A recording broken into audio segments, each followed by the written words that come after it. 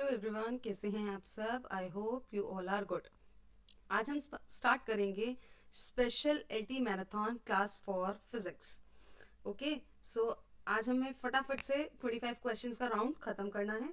So shall we begin? Okay, so moving with the first question. The first question is the dimensional formula for the latent heat is. Basically latent heat है क्या? देखो, just a second. If I talked about latent heat, तो latent heat वो energy है जो कि absorb या release करी जाती है by the substance during the change in its physical state. जब उसका फेज चेंज होता है तो उस टाइम पे जो हीट एब्जॉर्ब हो रही है या रिलीज हो रही है उस चीज उसको हम क्या बोलते हैं? Latent heat. बट कंडीशन लगती है without changing the temperature. Means जो स्टेट है वो कैसे चेंज हो रही है? By without changing a temperature of the substance. Like अगर मेरे को यहाँ लिखना हो लेटेंट हीट, तो मैं लेटेंट हीट को लिखूंगी क्या होती है? एनर्जी एब्जॉर्ब और released by the substance during a change in its physical state. Okay, मतलब जो उसका फेज होगा, solid liquid gas anything that occurs without changing in temperature. Clear? तो अगर मैं लेटेंट हीट का फॉर्मूला लिखूं, तो लेटेंट हीट का फॉर्मूला हम लिखते हैं latent heat is equals to energy released or absorbed mass, वो sorry, energy released or absorbed by mass. Clear? तो we can write L is equals to Q upon M. So what will be the formula for energy released or absorbed? It will be mL2T minus 2, the dimension formula of energy, and the dimension formula of mass is M. M से M cancel, so it will become L2T minus 2. So we can write M0L2T minus 2.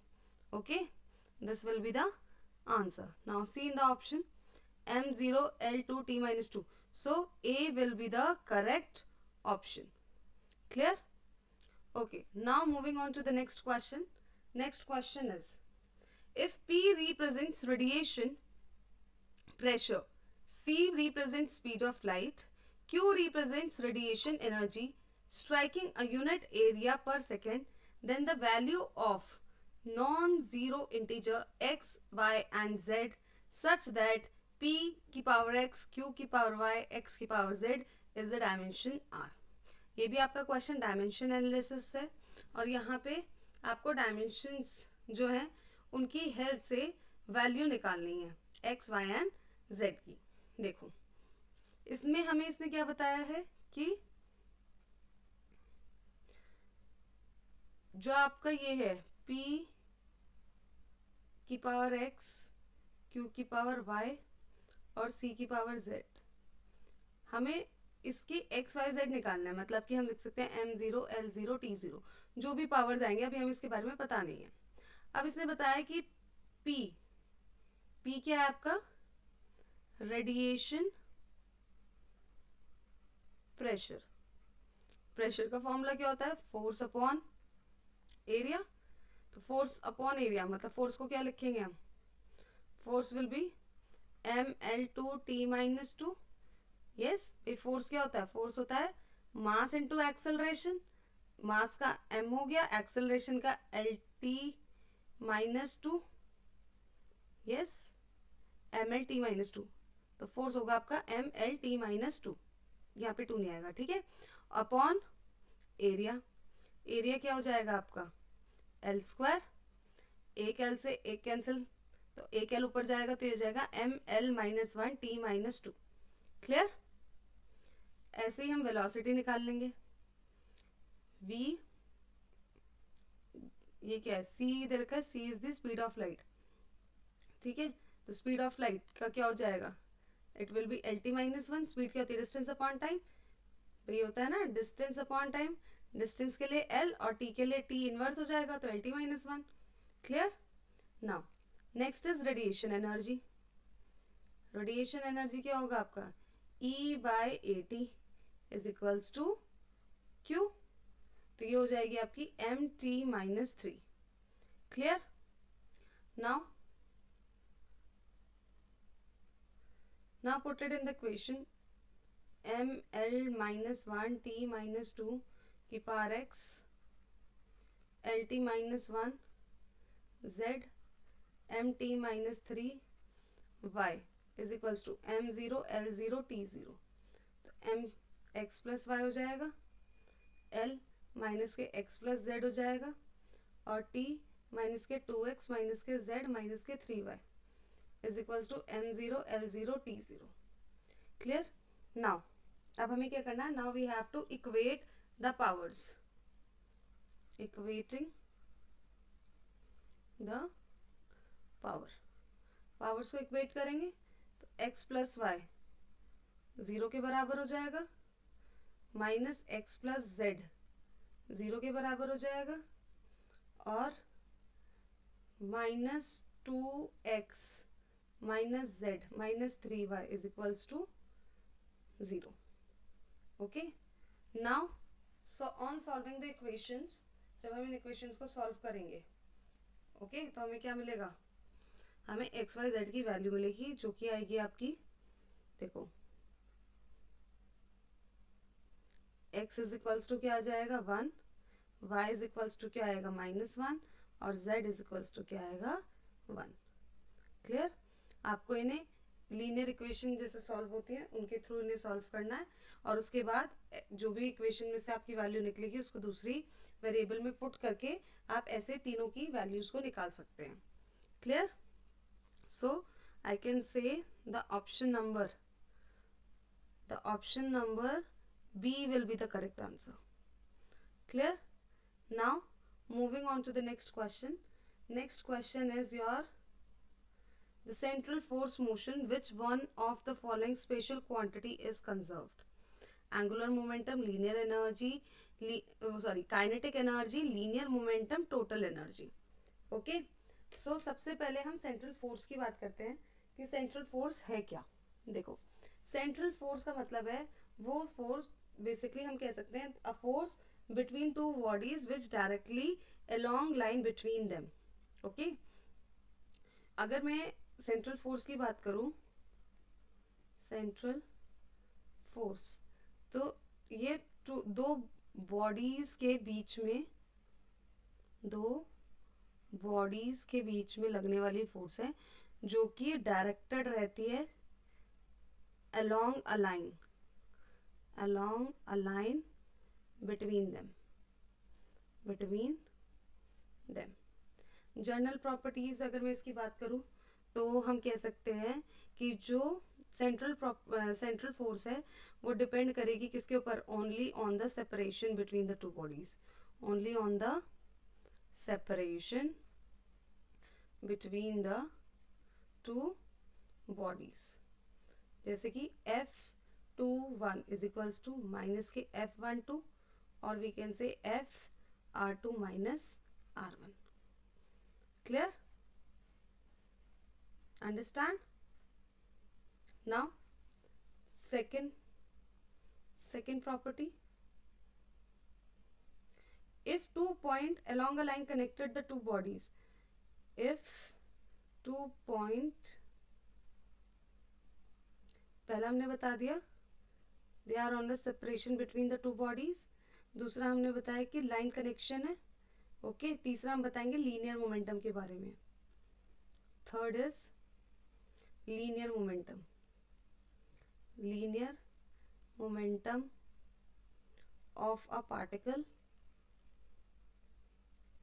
of a particle mass m, the torque about an axis passing through the center of force. So जो angular momentum होता है, that being reduced mass system, so we can write L is equals to R cross P is equals to R cross mv. So dl over dt will be d by dt of R cross mv. Clear? So R cross mv plus v cross mr will gives the value of v is equals to dv over dt, which is a, and r is equals to dr over dt, which is equals to v. Okay, so हम यहाँ से बता सकते हैं कि M R into M A plus M V into V, values को put करेंगे M V into V. So we can write m into m is f, so it will be r cap multiply by f r cap is equals to 0. Q 0 because we know I cross I will be 0, same v cross v will be 0. So we can say in this case the central force, the time derivative of angular momentum and the torque is 0. It means tau is equals to dl over dt is equals to 0. So L is equals to constant. So we can say that angular momentum is conserved. देखो, सबसे पहले हमने central force बताया. Central forces क्या है? दो bodies के बीच में लगने वाली फोर्स जो कि हमेशा क्या है? Directed along the line. जो लाइन दोनों बॉडीज के सेंटर को जोड़ रही होगी. ओके, उसको हम लाइन जॉइनिंग कहते हैं.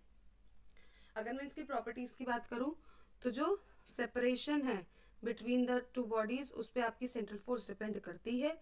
जो पॉइंट है जिनके जो लाइन कनेक्शंस करते हैं वो basically F21 is equals to minus F12 Newton's third law को फॉलो करते हैं. और जो आपका लीनियर मोमेंटम है वो पार्टिकल का वो बेसिकली क्या टॉर्क, लीनियर मोमेंटम की वजह से क्या होगा? टॉर्क प्रोड्यूस होता है about an axis when it is passing through an axis. तो जो आपका एंगुलर मोमेंटम होगा that will be R cross P. P की वैल्यू क्या होती है? P is your linear momentum, तो उसकी वैल्यू होती है M V. Put it in the formula, then find out the first derivative of angular momentum. Clear? Okay, now moving on to the next question. Next question is in an elastic collision. Elastic collision में condition बताने की क्या होगा. ठीक है, इन्होंने दिया है both momentum and energy are conserved. दूसरा दिया है both momentum and energy are not conserved.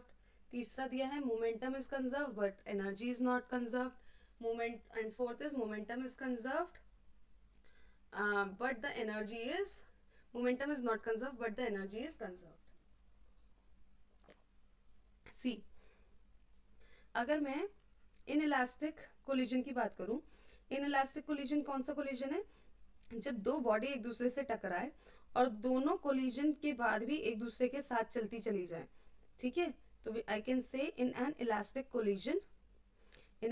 Collision between the two bodies the body stick together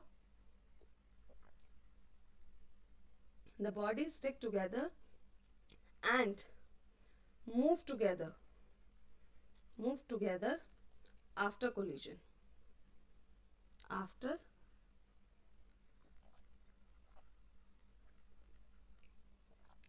After collision, so momentum remain conserved but the kinetic energy of initial is always greater than the final energy of the system. Clear? So I can say that collision के बाद कि जो momentum होगा, momentum तो क्या होगा आपका? conserved. लेकिन जो आपकी kinetic energy है वो क्या होगी? not conserved. ठीक है, तो I can say जो काइनेटिक एनर्जी इनिशियल होगी वो हमेशा बड़ी होगी काइनेटिक एनर्जी फाइनल से ऑफ द सिस्टम. ठीक है, तो जो मोमेंटम कंजर्वेशन होगा वो क्या बताएगा? It will says m1 v1 plus m2 v2 is equals to m1 plus m2 और ये आपकी final velocity. Yes, it means जो काइनेटिक एनर्जी इनिशियल है वो क्या होगी, बड़ी होगी as compare to kinetic energy final. So I can say that momentum is conserved but energy is not conserved. Option C will be the correct answer. Okay. Now moving on to the next question. Next question is mechanical advantage in a machine where a resistance W is overcome by applying an effort. देखो simple advantage क्या है, कोई भी simple machine जहाँ पे आपका क्या हो, एफर्ट, जस्ट सेकेंड, आपका क्या होना चाहिए, एफर्ट, जो कि क्या करेगा, बैलेंस करेगा लोड को, और जो रेशो होगा किसका, लोड टू द एफर्ट, उसको मैकेनिकल एडवांटेज बोलेंगे. तो मैकेनिकल एडवांटेज क्या होता है, ratio of load and effort. अगर लोड आपका क्या है W और एफर्ट क्या है P, तो ये इसका क्या होगा, mechanical advantage formula. Option B will be the correct answer. Clear? Okay. Now, moving on to the next question. Which of the following is conservative force? कौन सी conservative force है? सबसे पहले हमें इस क्वेश्चन को करने के लिए हमें ये देखना होगा कि कंजर्वेटिव फोर्सेस क्या होती हैं और नॉन कंजर्वेटिव फोर्सेस क्या होती हैं. देखो कंजर्वेटिव फोर्सेस क्या है, कंजर्वेटिव फोर्स वो फोर्स जिसका वर्क डन बाय और अगेंस्ट द फोर्स हो और किस डिपेंडेंट हो किसके ऊपर, इनिशियल और फाइनल पोजीशन के ऊपर, पाथ के ऊपर ना हो. तो हम ये लिखेंगे independent of path, depends on initial and final position. ठीक है, जैसे कि मैं बात करूं किसकी, ग्रेविटेशनल फोर्स, ग्रेविटेशनल फोर्स या फिर electrostatic force, these are the examples of conservative force. यहीं पे हम डिस्कस कर लेते हैं non conservative force. Non conservative force कौन सी होती है, वो फोर्स जिनका वर्क डन अगेंस्ट और बाय द फोर्स डिपेंड करता हो, डिपेंड ऑन किसके ऊपर, पाथ पर, और इंडिपेंडेंट हो इनिशियल और फाइनल पोजीशन के, इनिशियल एंड फाइनल. तो इसके एग्जांपल है जैसे कि आपका frictional force, viscous force, induction force in cyclotron. ठीक है, तो ये तो हम ये कह सकते हैं कि इसने क्या पूछा, कंजर्वेटिव फोर्स पूछा, तो कंजर्वेटिव फोर्स क्या, option C gravitational force. Clear? तो in simpler words we can say conservative forces are those forces which are independent of the path but depend upon initial and final position, whereas the non-conservative forces are those forces which are depend on path and independent of initial and final position. Next question is the normal force is double, then the coefficient of friction will be. Now what is coefficient of friction? Coefficient of friction, coefficient of friction, सबसे पहले this is denoted by mu, और ये क्या है, this is the property, you can say this is the property of the two surfaces in contact. Okay, when we double the normal force we double the amount of friction, but we can say that the coefficient of friction will be same since the nature of the two surfaces in contact has not changed. Clear? So हमने ये बता दिया कि coefficient of friction क्या है, property है of two surface in contact. Clear? So there will be no change. So option A will be the correct answer. Clear? Okay. Now moving on to the next question. Two masses M1 and M2 are attached to a string which passes over a frictional fixed pulley as in shown in the figure. If M1 7 kg, M2 3 kg and G is equals to 10 meter per second. Acceleration of the mass will be, see, from the figure you will get to know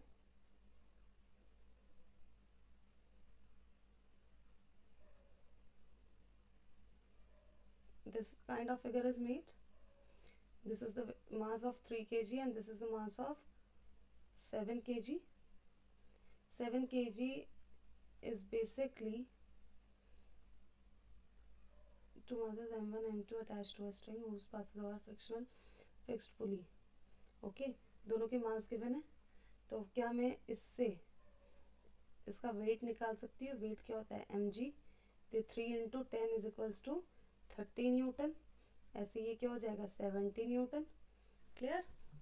now acceleration क्या होगा. Acceleration का formula होगा बेटा stretched force upon total mass. ये connected motion वाला एक topic है, उसमें डायरेक्ट फॉर्मूला है m2 minus m1 over m1 plus m2 जी. तो वैल्यू पुट करो. a is equals to 70 minus 30, 7 plus 3. Clear. So a will be 40 upon 10, तो हो जाएगा 4 मीटर पर second square. So option B will be the correct answer. Clear.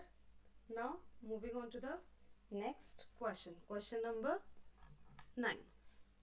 What does the question number 9 says? A curved road of radius capital R is to be designed for a car at an average speed v. What should be the angle of banking of the road? सबसे पहले बात करते हैं banking क्या है. Banking और curveness of road. Curveness of road basically जब आपकी रोड का आउटर एज थोड़ा इनर एज से उठा हुआ हो तो इसको हम क्या कहते हैं banked road. Banked road. Okay. क्या हो, रोड का आउटर एज इनर एज से उठा हुआ हो उसको हम क्या कहते हैं बैंक्ड रोड. और कितना एंगल ये होगा उसे हम कहेंगे एंगल, उसको हम कहेंगे एंगल ऑफ बैंकिंग. क्लियर. तो अगर कोई आर रेडियस की रोड है तो उसका एंगल ऑफ बैंकिंग क्या होगा. We know that m g will be is equals to t cos theta. Clear. So अगर मैं इसके कंपोनेंट्स देखूं तो जो इसमें कर्वनेस के लिए जो सेंट्रीपिटल फोर्स होगी वो बेसिकली इसको घुमाने के लिए होगी, कर्वनेस लेने के लिए होगी. तो जो इसका हॉरिजॉन्टल फैक्टर होगा वो क्या होगा टी साइन थीटा. वर्टिकल क्या होगा टी कॉस थीटा. तो जो इसका जस्ट सेकेंड, जो इसका क्या है हॉरिजॉन्टल फैक्टर वो क्या होगा T sine theta is equals to M V square upon R. तो हो जाएगा T sine theta over T cos theta is equals to M V square M ji.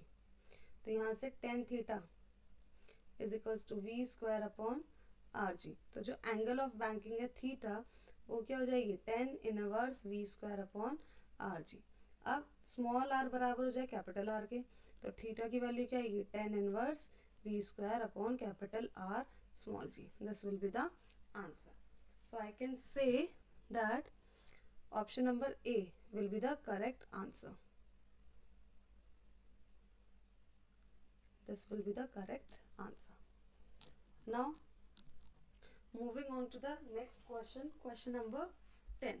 Okay, so in question number 10 the question is, if a liquid of surface tension 70 dyne per centimeter rises in a capillary up to 8 centimeter, the radius of capillary will be.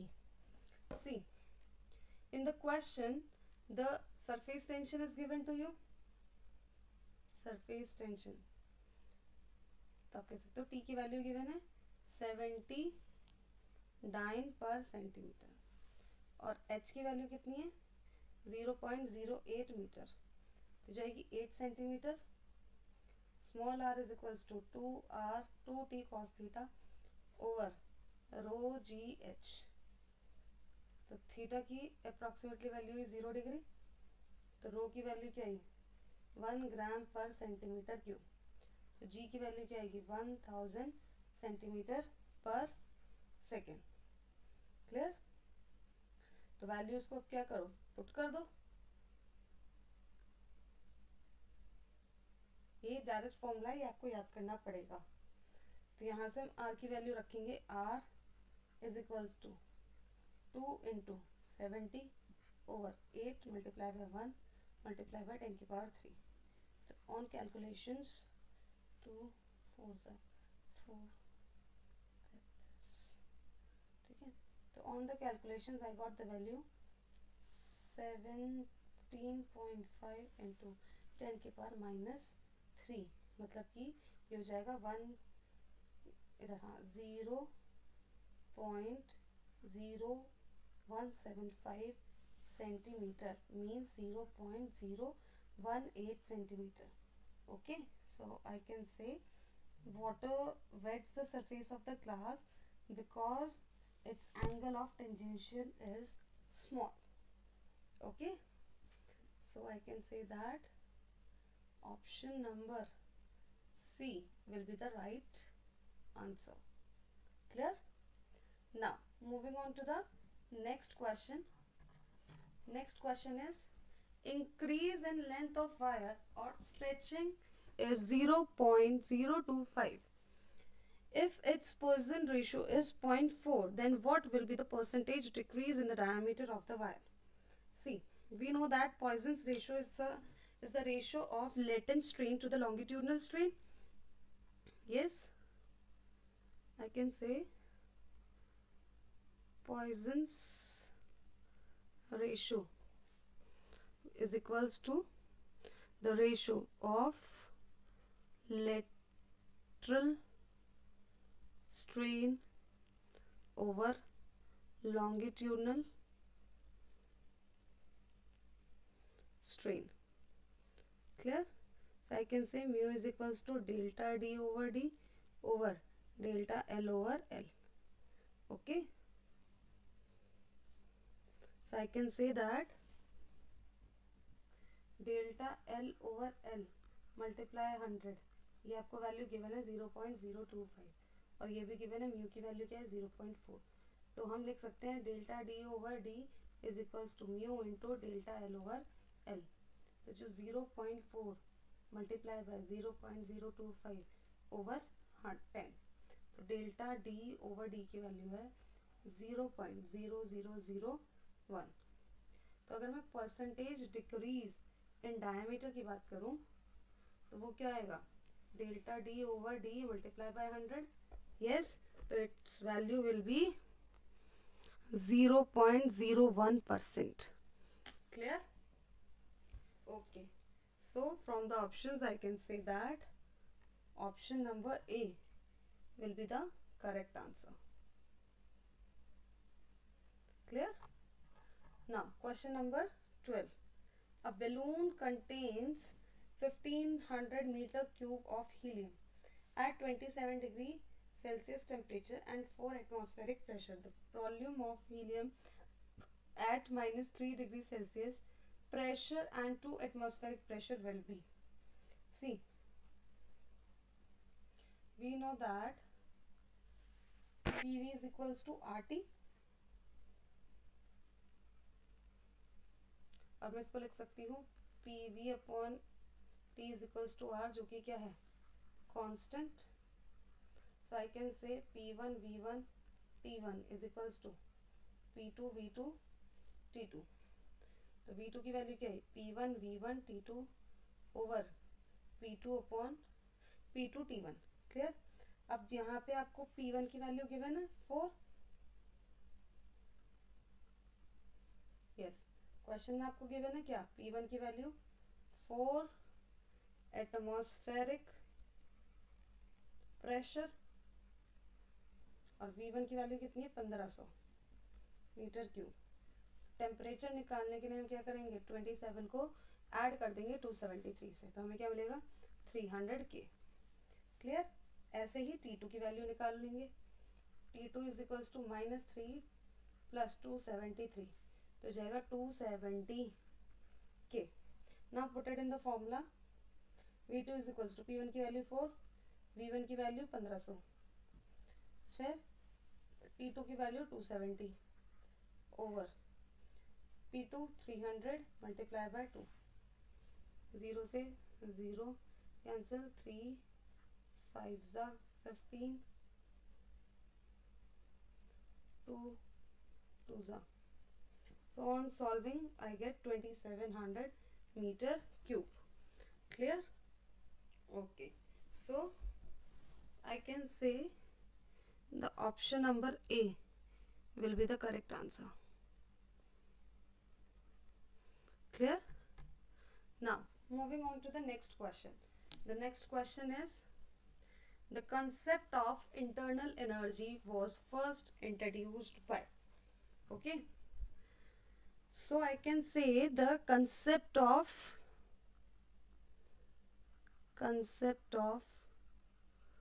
internal energy first introduced by first law of TDS. Okay, so the internal energy is the energy contained within the thermodynamic system, and the mathematically we write del q plus du, or del q is equals to du plus del w. dq क्या है? dq is the amount of heat supplied to the thermodynamic system, and del w is the amount of work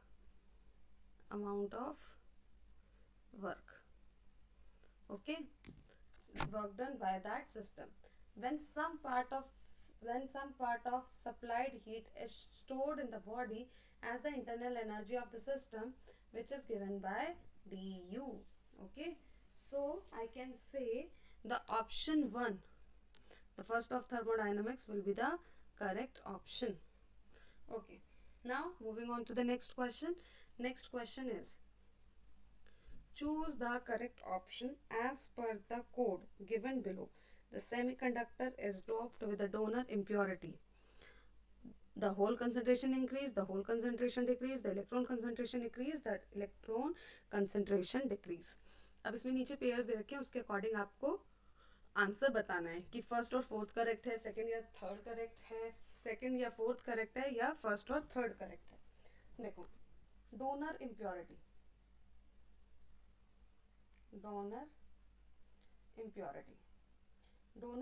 का मतलब है elements को क्या करा है, dumping करी गई है. Dumping element has extra electron which it can be donate. So we can say donor impurities will increase the concentration of electron and hole. तो donor impurities क्या करती हैं, वो increase करती हैं concentration of electron, and the same time decreases the concentration of holes. Okay, and their flavoring recombination of whole electron pair. Clear? Okay, so I can say that option number B will be the correct answer. 2 and 3. Clear? Next, moving on to the next question. knee voltage. Now knee voltage है क्या? See, नी voltage जब हम characteristic graph बनाते हैं, we I graph, तो हम कैसे बनाते हैं, we form in this way, है ना. ये क्या होगी, आई, ये होगी वी, ऐसे इधर ये आई और ये वी. तो ये ऐसे जा रहा है, ऐसे. तो बेसिकली ये जो वोल्टेज है जो आपकी किसमें, पॉजिटिव साइकिल में, वो तो आपकी क्या हो गई, नी वोल्टेज, और जो डाउनवर्ड जा रही है इसको हम बोलते हैं Zener breakdown. Clear? So I will say it's appropriate answer will be knee voltage is the forward voltage at which the flow of current through the p-n junction of diode increases rapidly. The knee voltage is generally observed in Zener diodes. Okay, so according to me, the option A, the forward voltage at which the current through the PN junction starts to increase rapidly. This will be the correct answer. Okay. Okay. Now moving on to the next question. In the depletion region of an unbiased PN junction diode are only electron holes, both electron and hole, and the last one is only the fixed ion. See, अगर मैं PN junction की बात करूँ, what will happen? You will see what is this? We are forming a PN junction. Okay. अब यहाँ पे आपको क्या दिखेंगे? You will see the received ions. Okay, ये क्या है आपके? Receiver ions. ठीक है. और यहाँ पे क्या आएगा? Positive positive positive positive. यहाँ पे नेगेटिव चार्ज एक्यूमुलेट होगा, यहाँ पे positive charge. Positive charge is basically donor ion. Okay. So we can say when a p-type semiconductor crystal and n-type semiconductor crystal are connected by a special method, their junction is called p-n junction and this system is called junction diode. अब जो third layer form होगी p-n junction की, there are no charge carrier such as electron and holes. Clear? तो जो layer है basically उसको क्या बोला हमने? depletion layer. और जो depletion region होगा of an unbiased PN junction diode, they are only fixed ions. It contain only fixed positive and negative ions. So I can say the option number D will be the correct answer. Clear? Now moving on to the next question. Next question is, if Ne and H be the number of conduction electrons and the holes respectively in an intrinsic semiconductor, then NH greater than Ne, NH smaller than Ne, NH is equals to Ne, and 2Ne is equals to NH. Okay, so we were talking about intrinsic semiconductor. Intrinsic means it is a pure semiconductor. Intrinsic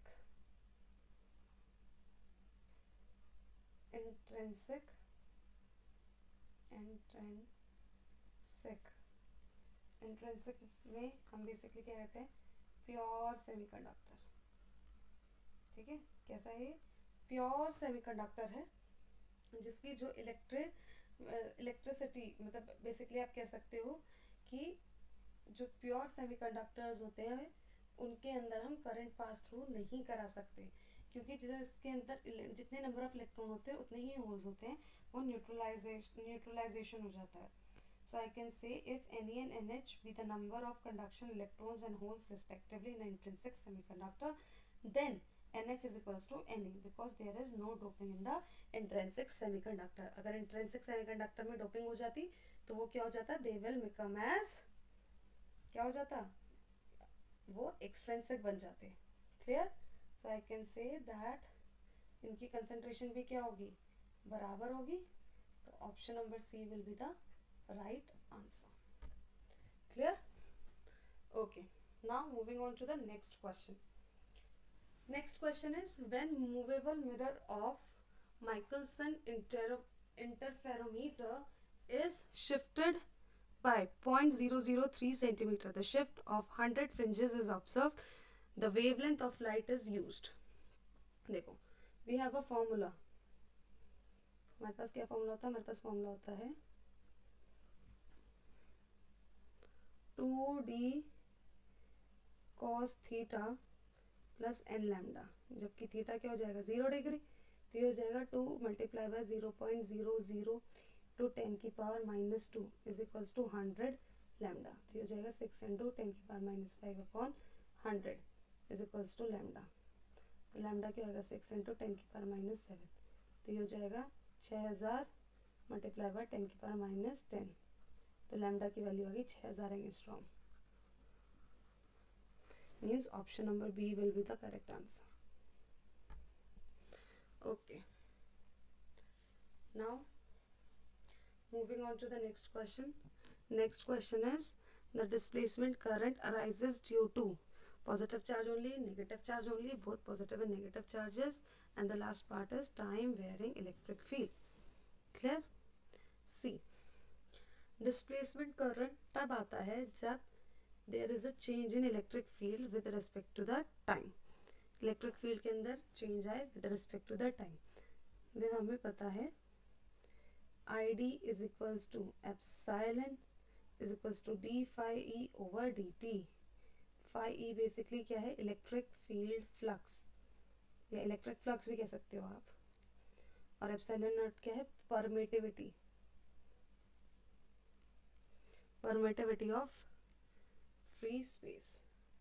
so I can से it is timely varying electric field. Option D will be the right answer. Clear? Okay. Now moving on to the next question. For the following is correct relation between common emitter current gain beta and common base current gain alpha. देखो हमें ये पता है alpha क्या होगा? आई सी over आई ई. आई सी क्या है आपका?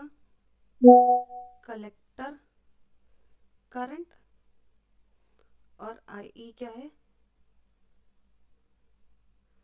Ammeter current. और आई बी क्या है? Base current. Clear? So beta is equals to IC over IB. We know that IE is equals to IB plus IC. Yes, I can make it. We know that IE is equals to IB plus IC. Okay. तो alpha क्या हो जाएगा? Alpha will be IC over, इसको मैं लिख सकती हूँ I B plus I C. Clear? तो 1 upon alpha is equals to 1 plus I beta means I B over I C. Okay या तो हमने क्या करा? 1 अपॉन एल्फा की वैल्यू लिख ली 1 प्लस 1 आई बी आई सी. तो 1 अपॉन एल्फा क्या हो जाएगा? 1 प्लस 1 अपॉन बीटा. तो 1 अपॉन बीटा क्या हो जाएगा? 1 अपॉन एल्फा माइनस आई. तो 1 upon beta is equal to 1 minus alpha upon alpha. तो बीटा की वैल्यू क्या है? बीटा की वैल्यू आ गई आपकी alpha upon minus alpha. Clear? So I can say option number C will be your right answer. Clear? Now moving on to the next question. Next question is, an object weighs 10 Newton on the surface of the earth. What would be its weight on the surface of the moon? We know that if we talk about the weight of the earth, weight of the man on the earth and on the moon, we know that weight on moon is basically 1/6 of weight on the earth. So I can write 1/6 into 10 Newton. It will be 1.67 Newton. So we can say that moon's gravity is 1/6 part of the earth gravity. Weight will be 1/6 part. So we can say option D will be the right answer. Now moving on to the next question. Next question is the equivalent relativistic mass of a photon of wavelength 662 Newton meter shall be. आपको क्या निकालना है? Basically mass निकालना है. Given क्या है? Given है Planck constant की value h is equals to 6.62 into 10 की पावर माइनस 36 वो 34 जूल सेकेंड. क्लियर? और अगर मीटर में कन्वर्ट करें इट विल बी 6.62 इंटू 10 की power minus 7 metre. Einstein mass relation होता है E is equals to M C square, जो कि एच न्यू और एच सी अपॉन लैम्डा के बराबर होता है. तो यहाँ से मास क्या जाएगा? h अपॉन लैम्डा सी. वैल्यू पुट करो 6.62 इंटू 10 की पावर माइनस 34 ओवर ये वैल्यू किसकी है आपकी, ये वैल्यू है लैम्डा की। लैम्डा कितना गिवन है 662 न्यूटन मीटर। न्यूटन मीटर को किस में कन्वर्ट करा, मीटर में। क्लियर। तो लैम्डा की वैल्यू करो 6.62 इंटू 10 की पावर -7 इंटू 3 इंटू 10 की पावर 8। क्लियर भाई, एच पता है, लैम्डा पता है, सी पता है, वैल्यूज पुट कर दी। वैल्यूज पुट करने पे सॉल्व करेंगे तो यहाँ आएगा 1/3 इंटू 10 की पावर माइनस के 35। सॉल्व करेंगे तो आएगा 0.33 इंटू 10 की power -35 is equals to 3.3 into 10 की power -36 kg। Clear. Okay, now moving on to the, ये ऑप्शन आया है आपका 3.3 इंटू 10 की power -36। Option B will be the correct answer. Now moving on to the next question. The first diffraction minima due to a single slit are observed at 30 degree from the light of the wave 7500 angstrom the width. Basically ये question आपका है wave optics से। Okay, यहाँ पे आपको क्या क्या given है, theta is equals to 30 degree, N is equals to 1, lambda की वैल्यू है 7.5 इंटू 10 की पावर आप लिख सकते हैं 7.5 इंटू 10 की पावर -7 मीटर। क्लियर। एंगस्ट्रॉम से हमने किस में कन्वर्ट करा है, मीटर में। हमें पता है ये होता है a sine theta is equals to n lambda. A sine 30 degree 1 into 7.5 into 10 की पावर -7। ए की वैल्यू आ जाएगी 2 इंटू 7.5 इंटू 10 की पावर -7। तो ए आएगा आपका 1.5 into 10 की power -6 meter. Means option B will be the correct answer. Now moving on to the next question.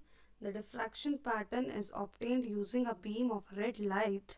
What happened to the diffraction bands if red is replaced by blue length?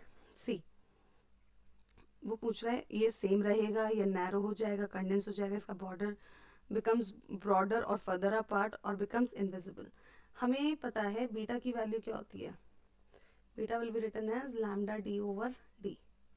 Yes, तो हम यहाँ से देख रहे हैं जो beta है वो वेवलेंथ पे डिपेंडेंट करेगा। तो जो वेवलेंथ होगी रेड की वो बड़ी होगी वेवलेंथ ऑफ ब्लू से। ओके, तो इसका मतलब क्या है, ये नैरो एंड कंडेंस होगा, condensed. So option B will be the correct answer. Okay, now moving on to the next question. Next question is the Brevister's law for polarization. It follow that the angle of polarization depends on, किसके ऊपर depend करेगा, angle of polarisation के। देखो हमें पता है ब्रेविस्टर्स law क्या होता है। ब्रेविस्टर्स लॉ का मतलब होता है theta b is equals to 10 inverse n2 over n1, जहाँ पे ये क्या है, this is the Brewster's angle. Okay, तो यहाँ से जो रिफ्रैक्टिव इंडेक्स n है वो डायरेक्टली प्रोपोर्शनल होगा लैम्डा के। तो जो n है वो क्या होता है, लैम्डा नॉट ओवर लैम्डा। इसका मतलब क्या हुआ, जो थीटा है वो प्रोपोर्शनल हुआ n के और n प्रोपोर्शनल हुआ लैम्डा के। मतलब कि जो एंगल ऑफ पोलराइजेशन है वो किस पे डिपेंड करेगी, that will depend upon the wavelength of light. ना वो प्लेन ऑफ पोलराइजेशन ओरिएंटेशन पे करेगी, ना प्लेन ऑफ वाइब्रेशन ओरिएंटेशन पे करेगी, वो किस पे करेगी, वो करेगी the wavelength of the light पर। क्लियर। सो आई होप आपको आज के क्वेश्चंस अच्छे लगे होंगे और कोई इशू क्रिएट नहीं हुआ होगा समझने में। If in case you are not able to understand, please let me know, I will definitely going to help you out. Okay, basically these are the very important areas from where the question will come in the exam. So all the best. Thank you. God bless you. Stay blessed.